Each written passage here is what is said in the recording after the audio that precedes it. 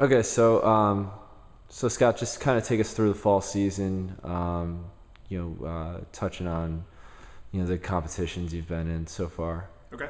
We started with the GMS Challenge, and that regatta is up in Connecticut, and it was the third weekend of September.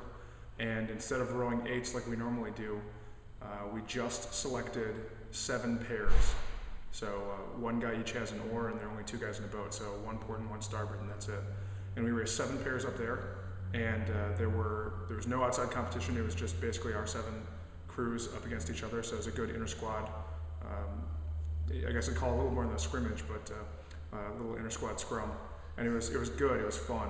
It's a great venue up there. We really enjoyed going up there, and our guys got a lot out of it. We don't get to row small boats as often as we'd like here because of the tide and the boat traffic. So that was a really good opportunity for us to go up and race some small boats up there. And this weekend you have the head of the Charles. Talk a little bit about that race, kind of what you're looking forward to there. Yeah, it's a huge event, and that's one of the cool things that the guys look forward to. Crowd estimates vary by year. Certainly weather has an effect on that, but they're anywhere from 200,000 to 400,000 people up there lining the banks of the Charles River up in Boston. And last year was horrendous weather. It was wind and rain and snow and temperature in the 30s and 40s. So I'm positive we're gonna do better with the crowd than that. But it's a really big race. It's the best lightweight crews in the country, the best heavyweight crews in the country, and that includes colleges and clubs and some national teams. So we're going to go up against the best of the best, and I'm excited about it. I think we've got a pretty good crew. We've got a good mix of freshmen and sophomores and juniors. Just by coincidence, no seniors made it this year, but it's a pretty young boat, and it's a pretty energetic boat.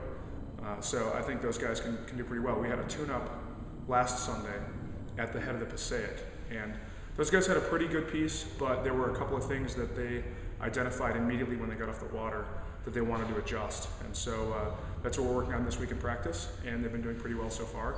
So I'm excited to see what they can do on Sunday up in Boston. And after head of Charles, your fall season's done. Yeah. Talk a little bit about how you'll kind of build towards the spring racing season. Yeah, I really like November.